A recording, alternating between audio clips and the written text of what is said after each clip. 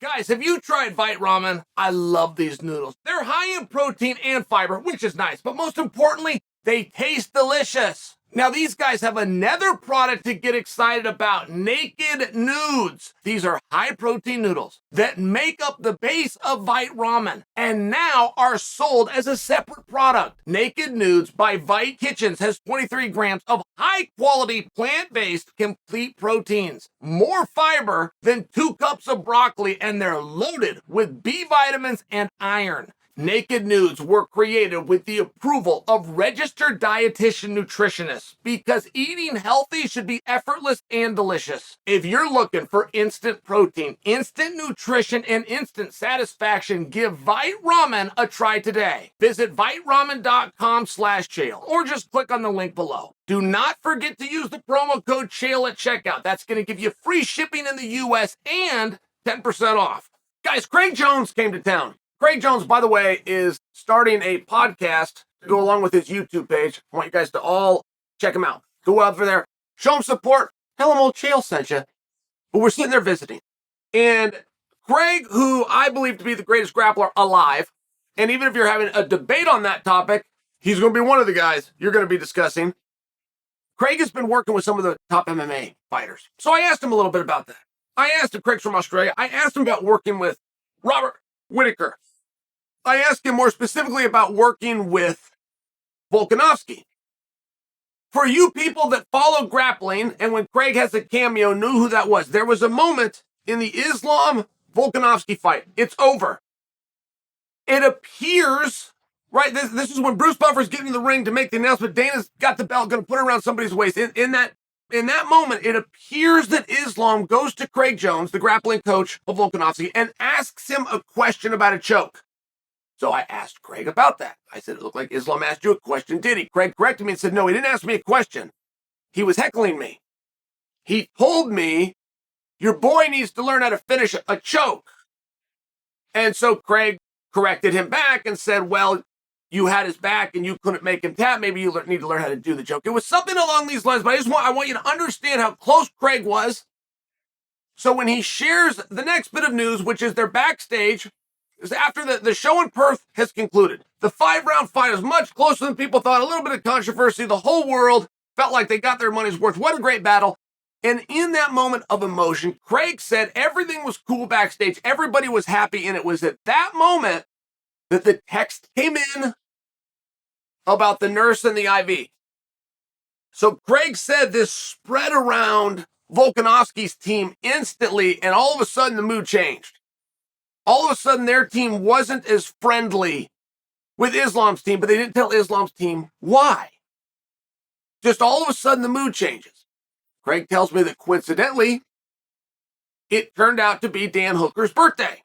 So everybody went out to celebrate Dan Hooker's birthday, and through the course of celebration, Hooker decided against staying quiet about it and brought this to the world.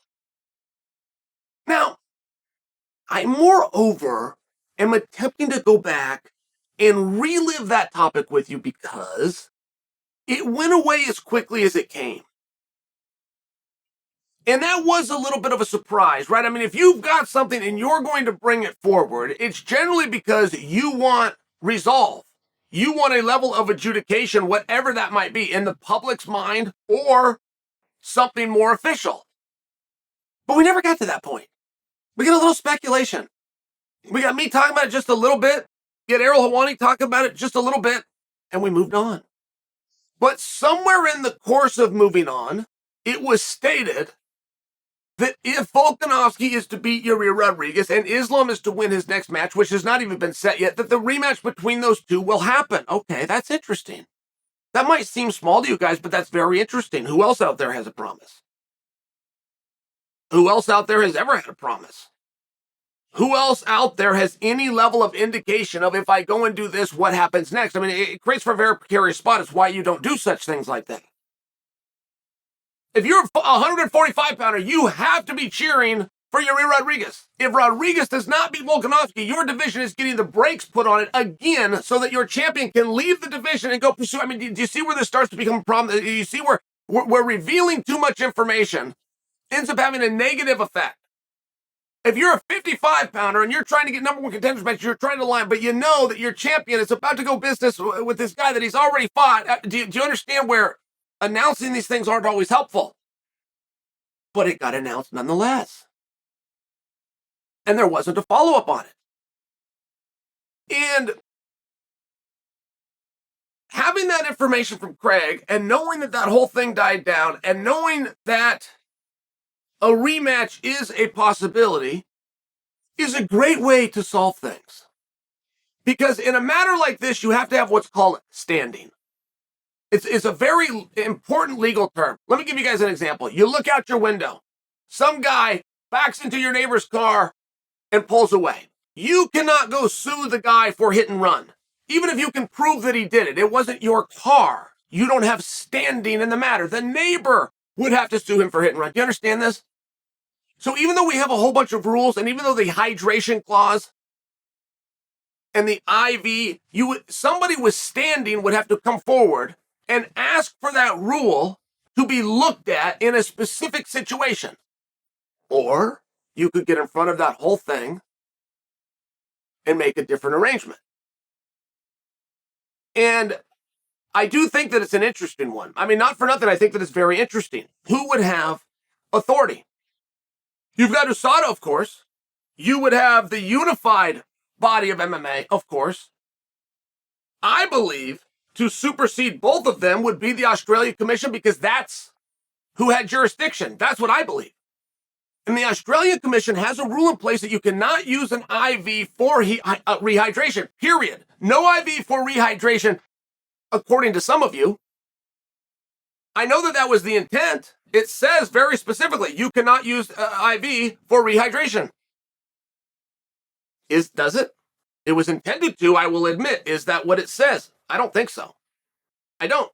It says right in the rule why you can't use it. You can't use it to replenish. You can't use it after a weight cut. You can't use it to replenish liquids post-weight cut prior to the fight. I get all of those things. It was intended to be a rehydration clause. What if I have a doctor that comes in and says from a psychological benefit, I need that? I could take it right there. Boom. I'm out of your definition. Even though your intent was to stop me from doing it, I could still do it post-weigh-in, pre-fight if I had a different reason and I had somebody with some cute little initials next to his name backing me up. In addition to that, if you were to go down to the USADA, you can use 10 milliliters. It used to be 30. I believe they changed it to 10. Don't think you have to correct me on this. There's nothing that says that I couldn't pull it out and then do the other arm for another 10. And when I'm done with that, pull it out and go back in for another 10. There's nothing in there that says you can have 10 in X amount of time. It says that you can have 10 at a time. It, like many of the rules, is very poorly written. And when you go in and you test those rules, it puts a spotlight and you show how poorly written your rules are. Or you have somebody else that's like, look, let's just get in front of this thing. It's getting some credibility. I really don't need the world to see in the form of an arbitrator how poorly these rules are written and how weakly they can be enforced. So let's get somebody with standing to just pump the brakes right now. Is that what happened here? There's no other matches promised for anybody else. There was no other controversy out there for anybody else. The time would have elapsed. I mean, certainly there has to be a time restraint put on when you could file an appeal in relation to when the action happened. It's an interesting story. I appreciated that Craig shared that. I've always liked Dan Hooker. I like him even more now. I like him even when he backed this guy up. Might have taken a couple cocktails and he had to go a little bit rogue, but he's still got a story out there, and the story is very relevant. Whether it happened or whether it didn't happen, I don't think that Islam did anything wrong, but you could sure make it look like he did. And you could sure leverage that into something. And in this case, even if done very quietly, my guess is they did.